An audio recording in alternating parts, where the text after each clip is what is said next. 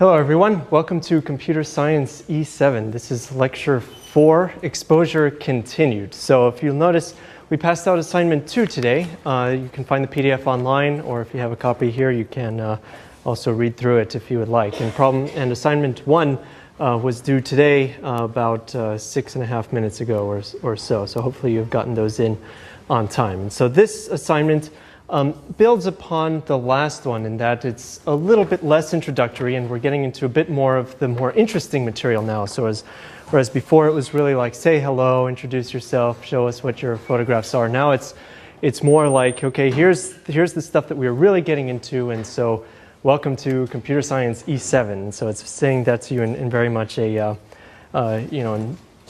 in a way that you will hopefully appreciate very soon. It's not to say that this assignment, of course, is impossible or even all that difficult. It's just that paying attention to the material that we go over in lectures will help you certainly get through, especially the first part, which is somewhat theory-based and will help you appreciate some of these technical aspects that we've been putting so much emphasis on throughout the semester. And so this assignment has 3 parts. The first part is a problem set like portion, which, as I said, is somewhat theoretical in that it has some questions that are maybe a little bit math-like, or at least going over some of the more theory that we've been talking about the last few lectures, and we'll continue talking about in the upcoming lectures. Then part 2 asks you to take 10 photos, and realize that we don't expect you to take 10 photos, we expect you to take many, many photos and pick 10 from those photos that you take, and they should be, very good photographs. And there's a number of requirements that you must meet in order to receive full credit on those photos. Yes. Are you allowed to edit any of your photos? I'm sorry? Are you allowed to edit any of your photos? No, not yet.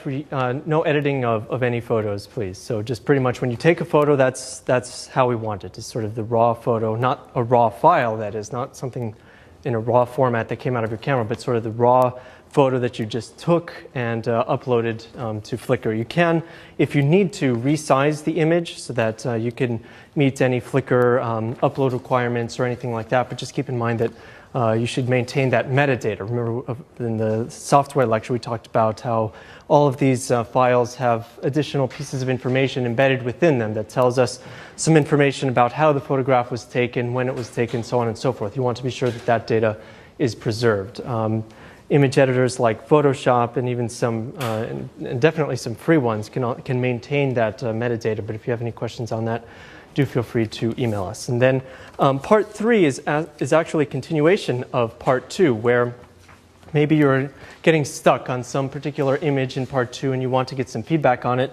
That's the entire point of the third part of this assignment. You will upload one photo that you're having trouble with to your Flickr account, add it to a thread in the discussion board. You'll create your own thread and basically just ask people, what do you think? What could be improved? Or even ask a specific question and say, I'm having trouble with the lighting in this particular situation, or I can't quite get all of these objects in focus that I want to, or something like that. You could ask for some tips and tricks to try to help get you through that portion of the part. And so if you have any questions on this assignment, of course, you can feel free to send us an email.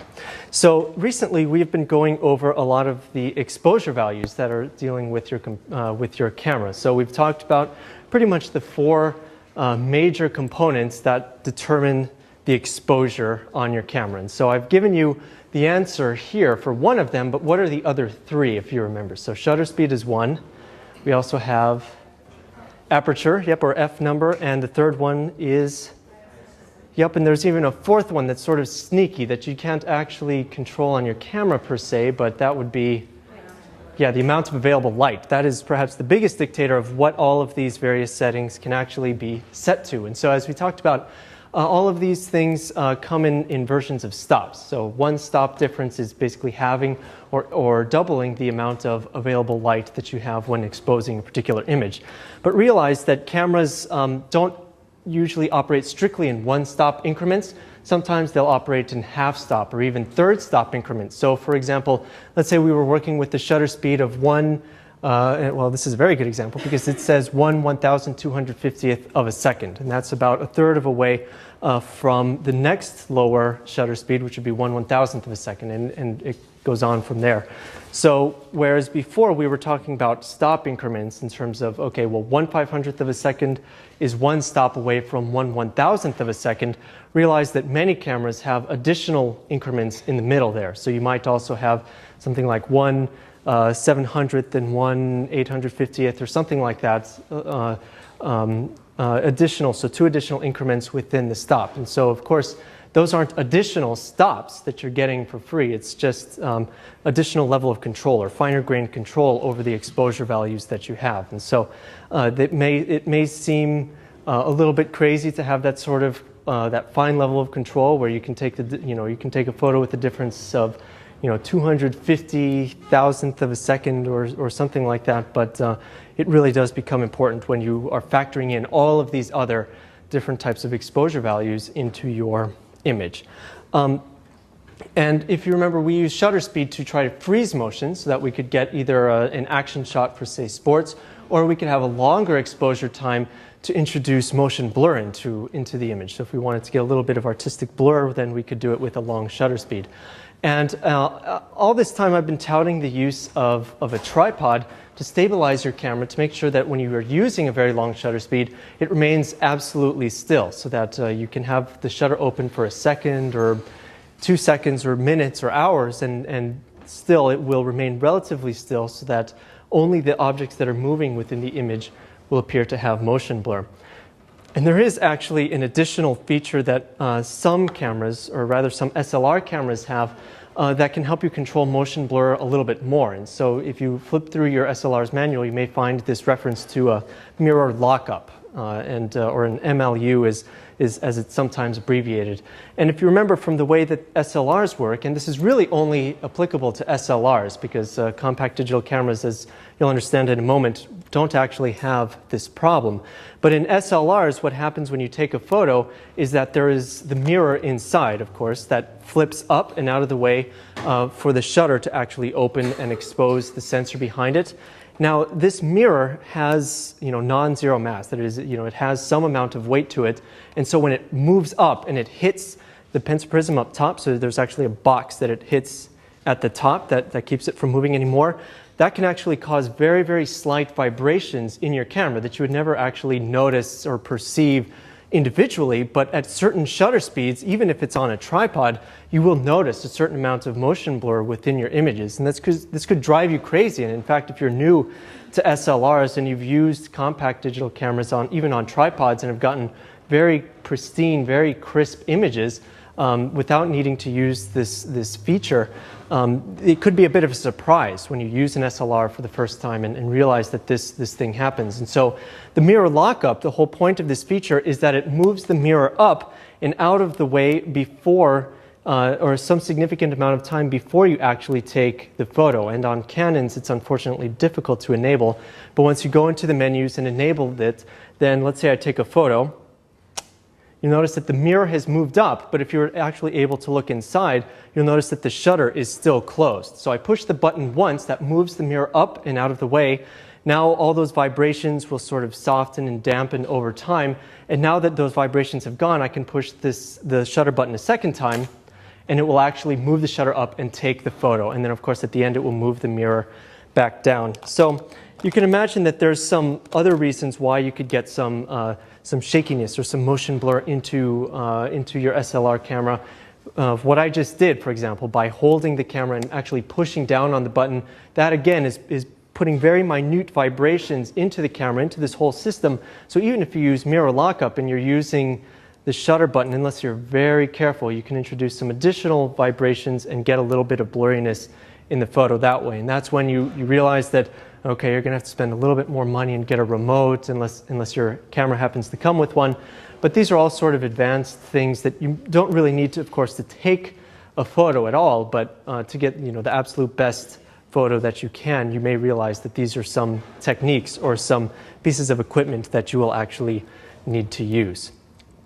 So going back to exposure values, we said shutter speed was one of them. The next one was ISO. So we could modify we can think of it as modifying the sensitivity of the sensor. And so if you remember from the film days, we had high ISO film to use it indoors. We had low ISO film to use it outdoors or in bright conditions. And digital cameras, whether they're SLRs or compact cameras, also have this same notion where you can increase or change the sensitivity. And by increasing the sensitivity, you could get back an increase in shutter speed. So you could get a little bit of graininess in your image at the cost of being able to freeze motion a little bit better, or vice versa. If you wanted to introduce a little bit more motion blur, you could potentially get a cleaner image.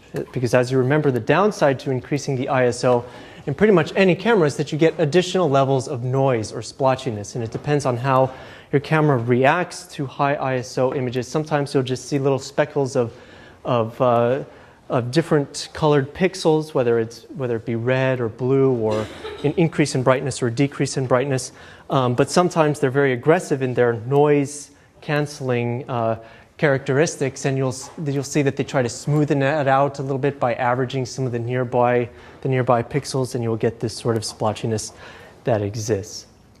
Now the last one is aperture, or the F number. And so this was sort of the most difficult of the numbers to comprehend, because unlike sensitivity and shutter speed, where we could very easily double them or halve them in order to figure out what a stop difference was, increasing the aperture by one stop involved some complicated math, where we had to double the area of the lens, which means that we had to square root the diameter, or we had to square the diameter and square root that in the end, and a variety of other things that gave us some confusing numbers. But if you remember, the easy way to remember how to memorize these F numbers is to remember two numbers, F1 and F1.4, and alternatively double them each. So 2 and 2.8, 4, 5.6, so on and so forth, and you'll be able to remember them.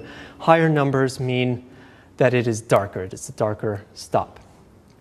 Okay, so hopefully now all of you understand what these three values do, or how they impact your image and how they can make or break your photograph, depending on what you want to achieve within it. But most of you, I'm sure, have been using cameras up until now in some sort of an automatic mode, whether it defined one of these exposure values for you or even all three of them for you. It may not be so clear how the camera was able to determine this. And so no, your slide or my projector or your computer screen at home is not broken. This is intentionally a gray screen. And this is how we can think of a camera is metering a scene. So this is just meant to be a very overgeneralized version of how a camera is able to figure out what the three exposure values should be. So it just looks at the scene and it tries to determine the level of brightness. And so it tries to make that level of brightness of the scene overall a sort of middle gray, this sort of mid-gray, sort of not too dark, not too bright. It's just sort of right in the middle. And the camera will try to adjust the exposure values so that overall the exposure will be for this middle gray. And so so then a camera, if it realizes, if it looks at a scene overall and it has a little metering sensor inside of it that tries to figure this information out, and it says, okay, it looks a little dark to me, what could it do? So let's say it just has some, so let's say that it's set by default to the Sunny 16 rule, which is what? So we're going to go off on a slight tangent here. Sunny 16 rule says what? Yep, ISO 100. 1/100th of a second at f16, but what do those settings, how are they relevant? Yeah, bright sunny day outside. Okay, so let's say that the camera by default is looking at a scene at those particular settings and it thinks that the scene is a little bit dark. So what could the camera do to try to brighten the scene up? I'm sorry? Right, it could open up the aperture, it could make the F number smaller, so it could go down to F11 or F8 or F5.6. What else could it do? Increase the ISO. So 100 is a little low, maybe it could go up to 200, 400, 800, depending on the capabilities of the camera. Last one? Yeah, decrease the shutter speed. So rather than being 1/100th of a second, it could be 1/50th of a second. And now, all of these things the camera takes into account, along with some other parameters that we'll talk about in a moment, to try to figure out exactly what settings it should use when trying to figure out metering. Now, there's actually a difference between incident light and reflected light. So incident light would be something like you're trying to take a picture directly of a light bulb, where that light bulb is glowing and it's a source of light, versus reflected light, which could be something like how you're seeing me right now. All of the light from the room is reflecting off of my clothing and off of my face, and you're seeing the photons that are being reflected. And so the camera doesn't understand the difference between each of this light. And so sometimes there are professional light meters where you may have seen them in especially in stock photos or even behind the scenes videos of movies, for example, where they show these photographers holding this silly looking device in their hand that has a white bulb at the end. You might have seen this and not really understood what it was for, but what it's doing is measuring the incident light, so the amount of light that is within the room and not being reflected off of the person. And then this way, they could either have it memorized or look up in some tables, try to figure out exactly what exposure settings they should use based on the amount of light in the room. Now, arguably, this gives you the best exposure settings to use, because then you can take into account a variety of things. So, for example, if I was wearing a black shirt instead of a red shirt, then you can imagine that this might fool the camera, because if you're taking a picture of primarily my shirt, for example, or a portrait of me, and the shirt is taking up the majority of the photo, the camera might say, okay, well, this looks very dark, so I'll try to make it a little bit brighter. And so this happens because it's recording the reflected light rather than the incident light. And if I had some way of knowing this incident light, or the amount of light that was in the room, then I could very accurately give the camera the proper exposure settings for that room, for pretty much everything in that room, and all of the photos that you take, assuming the light doesn't change, will be accurate. And so you'll realize that even though the incident light is the most accurate way of recording exposure or figuring out exposure values, the cameras that we use just do not have that sort of luxury to do that. And unless you want to spend a lot of money purchasing one of these pieces of hardware, it's going to be difficult for you to do the same. And so instead, we have to go through a number of tricks to try to use the reflected light instead to meter our photos. And so there's a variety of metering modes that your camera has to try to combat these various problems that exist. So just in this one example that I mentioned,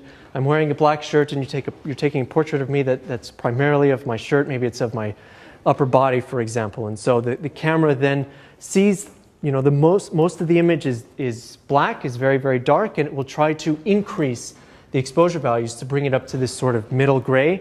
You can imagine that would be a bad thing, because you could overexpose my face. So we have a couple of metering modes that we can use to try to combat this. So one of them, for example, is the spot metering mode. And so some cameras, I'm going to go through a variety of these metering modes, and you should realize that many cameras do support all of these, but some cameras only support some of them, if that makes sense. So whatever you see here, you'll have to look into your camera's manual to see if it actually supports these various metering modes. So here, this is basically a graph, and you can imagine that we have along this X and Y axis of this graph here is that image that you're trying to take a picture of. So it's just the image that you're taking a picture of, sort of angled, and the height of the graph is telling you the importance that the camera is placing within certain regions of the photograph for metering. So in other words, you can see that all of this, the surrounding area here is very, very low. That means that the camera is not going to look at it when determining what exposure should be middle gray, and instead it's only going to be taking the very center spot, hence the name, spot metering, the very center spot when trying to consider exposure settings. So in other words, if you now changed your metering mode to spot metering, and I held up just a gray card, a card that was meant to show you, exactly what's called 18% gray, and some people call it 12% gray, and there's some debate about this, but basically it's called an 18% gray card that's basically this middle gray. If I held this up and you pointed the camera, the center of the viewfinder, at that gray card, and then told the camera to remember those exposure values, then you have basically used spot metering to try to combat this reflected light problem that we have. So by looking at the very center of the image, so if you just pointed it at that gray card, recorded the exposure values, and your camera can do that for you, then you will be able to take a properly exposed photograph without this problem of the camera making the rest of the image too bright because I was wearing a very, very dark shirt. Now, generally, a spot mode is meant to be a very small portion of the image. It's about the center 3% or so of this. And if you're going to use this trick that I mentioned where you are remembering the exposure values, you'll have to look for something called an AE lock or an auto exposure lock on your camera. Some cameras have a dedicated button for it. Other cameras you have to make a button dedicated for it. But you just point it at it, push the AE lock button. That means the exposure settings are locked for that particular scene. Then the scene can move around, and when you take the photo, it takes the photo at those particular exposure settings. Now there's a different one as well, which might have been popular pretty early on, and that was this center-weighted metering mode. So rather than spot, which uses a very small percentage right in the middle of the image to try to figure out the proper exposure settings, center-weighted still uses the center primarily in its calculation of the proper exposure values, but it also it more smoothly falls off towards the edges. So this might work a little bit better if you were just taking a picture of me in my black shirt. It might work a little bit better if you had composed it so that my face was maybe in the top third or so of this image, because then you might see that the camera would realize that there's some brighter portions in this image and may not try to increase the exposure values so much. But there is a problem with this, as you can imagine, and that is that in the very first lecture I told you to stop centering everything in the middle of the frame. And so if you listen to me, then you'll realize that this is not actually going to help you out very much, because then you'll still have to use spot metering and meter on something that's off to the side and then recompose with an AE lock. So this is not really going to be all that helpful. So one of the most recent, and I use recent in relative terms, one of the most recent innovations in this, and what many cameras use, is zone metering. And zone metering can get really complicated really quickly. There's some cameras can have up to 1,000 zones. It'll break up the image into 1,000 different zones and meter each one independently. And every manufacturer has a different way of using zone metering to calculate the exposure values. But let's say that we took this image and broke it into 9 zones. So we have a zone here, a zone here, a zone here. Now what the camera can do is use a variety of information that's given to it to try to figure out how it can meter this scene. So for example, let's say that I had focused on this guy sitting over here. Well, the camera could say, okay, I'm focusing in on this zone over here, so I should place more importance on the exposure of that zone because that's where the subject is, for example. So this is just one way they could do it. So you could use, they could use the AF point, the autofocus point like I just described. It could also try to use the distance to the subject to figure out how much importance to give it. So if the subject is very, very far away, then maybe we have to give a few more zones some importance when it's trying to calculate the exposure. And then let's see, so it could try to also figure out based on the aperture, or the F number rather, what portions of the image are in and out of focus, and then it could maybe ignore those zones, for example. And then let's see, so it could also try to figure out if something is backlit, if there's some regions, if it knows what the subject is, for example, and it knows that it's very, very bright behind the subject, then it could try to figure out to ignore those things, so on and so forth. But as you can see, this is getting to be a very, very complicated algorithm, and no camera manufacturer has it absolutely perfect. And so you will still have a variety of problems that exist through some difficult situations, and you will have to adjust or change your exposure values depending on that particular situation. But anyway, if your camera has a zone metering mode, this is most likely what you will be using because it will generally be the most accurate in general situations, unless you have something very specific in mind, like you're in a studio, for example, with fixed lighting. Then you might want to use spot metering, figure out the exact exposure for that particular setting and remember those values, or use the auto exposure lock so that those settings do not actually change. Center weighted, this is just meant as a, I mean, you can use it, but I don't think it's going to be terribly useful. But also, when we're talking about zone metering, You shouldn't really use the number of zones. You shouldn't really take that into account when deciding to purchase one camera over another. I would argue that metering has gotten pretty good at this point, and no matter what camera you buy, it's going to have some downfalls and it's going to have some advantages over other cameras, and so you'll have to learn your camera and try to figure out how it's going to react.